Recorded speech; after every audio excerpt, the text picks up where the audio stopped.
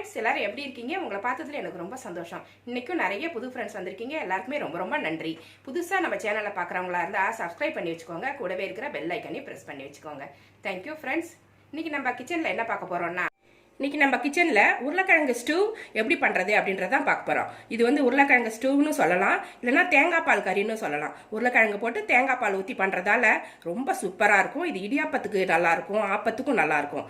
ஆப்பம் இடியாப்பத்துக்கு பண்ணும்போது நிறைய தேங்காய் பால் ஊற்றி கொஞ்சம் லிக்விடாக செஞ்சுக்கணும். சப்பாத்தி, இட்லி, தோசைக்கெல்லாம் கொஞ்சமாக தேங்காய் பால் ஊற்றி கொஞ்சம் கெட்டியாக செஞ்சுக்கணும். அவ்வளோதான். ஆனால் ரொம்ப டேஸ்ட்டாக இருக்கும். ஹெல்த்தியான ரெசிபி. உருளைக்கிழங்கு ஸ்டூ பண்ணுறதுக்கு இப்போ ஒரு 1/4 கிலோ உருளைக்கிழங்கு தோலை சீவிட்டு இந்த சைஸுக்கு கட் பண்ணி எடுத்திருக்கேன். இது வந்து நம்ம வீட்டில் எத்தனை பேர் இருக்காங்க அப்படின்ற மாதிரி கணக்கு பண்ணிக்கிட்டு நீங்கள் போட்டுக்கோங்க. நான் இது ஒரு 3 பேர் சாப்பிட்ற அளவுக்கு தான் நான் இப்போ செஞ்சுருக்கேன். ஏன்னா அவ்வளோ பேர் தான் எங்கள் வீட்டில் இருக்கிறாங்க. நிறைய பேர் வீட்டில் இருந்தாங்கன்னா அதுக்கு தகுந்த மாதிரி உருளைக்கிழங்கோட அளவை அதிகம் பண்ணிக்கோங்க. இதை நம்ம குக்கரில் தான் செய்ய போகிறோம். அதனால் ஒரு குக்கர் சூடு பண்ணியிருக்கேன். அதில் தேங்காய் எண்ணெய் யூஸ் பண்ணுறேன். தேங்காய் எண்ணெய் தான் இதுக்கு நல்லாயிருக்கும். தலைக்கு தேய்க்கிற தேங்காய் எண்ணெய் கிடையாது, சமையலுக்கு யூஸ் பண்ணுற தேங்காய் எண்ணெய். இது ஒரு 4 ஸ்பூன் அளவுக்கு இதில் ஊற்றிக்கிறேன் நான்.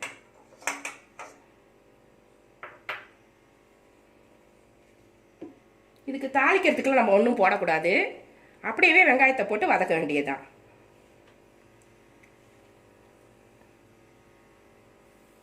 எண்ணெய் சூடாயிருச்சு. 2 பெரிய வெங்காயம் நீள நீளமாக கட் பண்ணி வச்சுருக்கேன். இதை இதில் போட்டுக்கலாம்.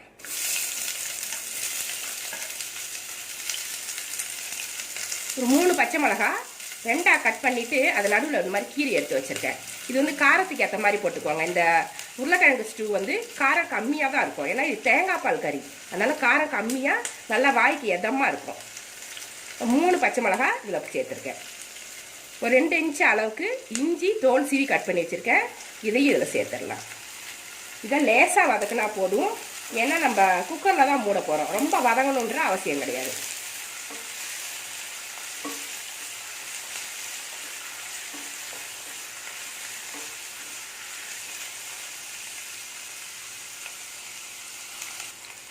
வெங்காயம் பாதி வதங்கினா போதும்.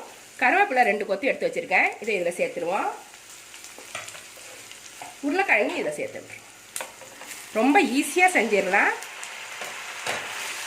உருளைக்கிழங்கு வெங்காயம்லாம் கட் பண்ணி வச்சுருந்தா 10 நிமிஷத்தில் வேலை முடிஞ்சிடும். கொஞ்சமாக உப்பு போட்டுக்கலாம். நான் 1 ஸ்பூன் போட்டுக்கிறேன். அப்புறமா செஞ்சுட்டு டேஸ்ட் பண்ணி பார்த்துட்டு போட்டுக்கலாம்.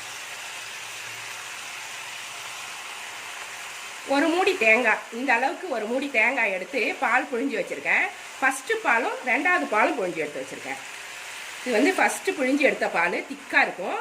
இது அதே தேங்காயை கொஞ்சமாக எக்ஸ்ட்ரா தண்ணி ஊற்றி புழிஞ்ச 2வது பால். இந்த 2வது பாலை இப்போ ஃபஸ்ட்டு ஊற்றி இந்த உருளைக்கிழங்கை இந்த தேங்காய் பால்லே வேக வச்சிடலாம். இந்த அடியில் கருப்பாக இருக்கும், அதை ஊற்ற வேணாம்.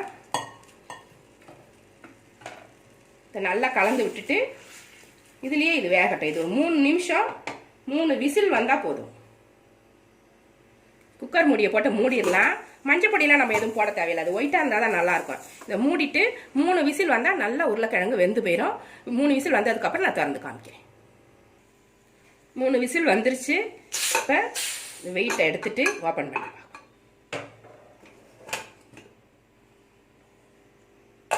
உருளைக்கிழங்கு வேகிற வரைக்கும் வச்சு எடுத்துக்கணும்.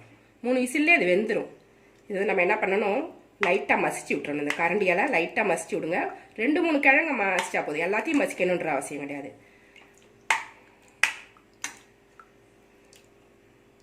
2-3 இல்லை, ஒரு 5-6 கூட மசிக்கலாம். அப்போ தான் அந்த கிரேவி வந்து திக்கு கொடுக்கும். லைட்டாக மசிச்சுட்டு இப்படி கிண்டி விட்டுருங்க.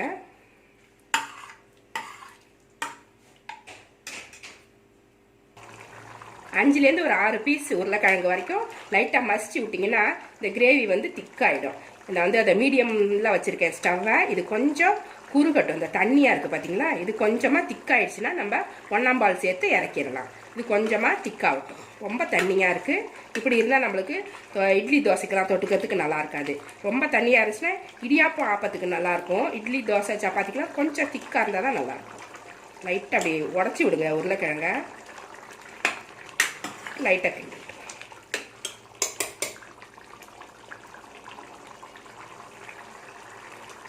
தண்ணிலாம் சுண்டிருச்சு, ஒரு அளவாக வந்துருச்சு பாருங்கள், கொஞ்சமாக கெட்டியாக வந்துருச்சு. இந்த சமயத்தில் 1ஆம் பால் எடுத்து வச்சுருக்கோம், தேங்காய் பால் திக்காக இருக்கும். இது வந்து எவ்வளோ தேவையாக ஊற்றிக்கோங்க. உங்களுக்கு எவ்வளோ ஸ்டூ வேணுமோ அவ்வளோ ஊற்றிக்கிட்டா போதும்.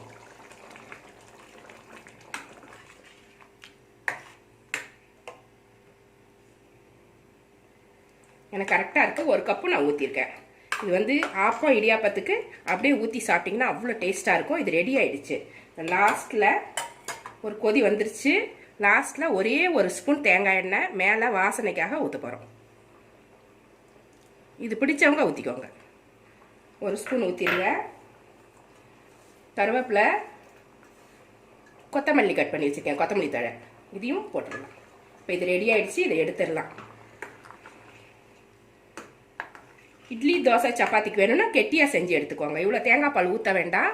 முதல்ல நம்ம குறுக்கணும் பார்த்தீங்களா, அப்போவே நல்லா கெட்டியானதுக்கப்புறம் கொஞ்சமாக திக்கான பாலை ஊற்றிட்டு கெட்டியாக எடுத்துக்கோங்க. இது வந்து ஆப்பம் இடியாப்பத்துக்கும் இது சரியாக இருக்கும். இதை ஒரு கப்பில் எடுத்து வச்சு காமிக்கிறேன். இட்லிக்கும் நல்லாயிருக்கும். இட்லி நல்லா சூடாக இட்லி வச்சுட்டு 2 கரண்டி இதை மேலே ஊற்றிட்டிங்கன்னா நல்லா இந்த தேங்காய் பால்லே இட்லி ஊறிடும். சாப்பிட்றதுக்கு அவ்வளோ டேஸ்ட்டாக இருக்கும். பெரியவங்களும் சாப்பிட்லாம், சின்ன பிள்ளைங்களும் சாப்பிட்லாம். ரெடி ஆனதுக்கப்புறம் இது மாதிரி இருக்கும். உருளைக்கிழங்கு தேங்காய் பால் கறின்னு சொல்லுவாங்க, இல்லைன்னா உருளைக்கிழங்கு ஸ்டூ சூப்பராக ரெடி ஆகிடுச்சு. இந்த ரெசிபி உங்களுக்கு பிடிச்சிருந்தா நம்ம சேனலை சப்ஸ்கிரைப் பண்ணி வச்சுக்கோங்க. கூடவே இருக்கிற பெல் ஐக்கானே ப்ரெஸ் பண்ணி வச்சுக்கோங்க. லைக் பண்ணுங்கள், ஷேர் பண்ணுங்கள், கமெண்ட் பண்ணுங்கள். இவ்வளோ நேரம் என்னோடய வீடியோவை பார்த்தா எல்லாருக்குமே நன்றி. Thank you friends.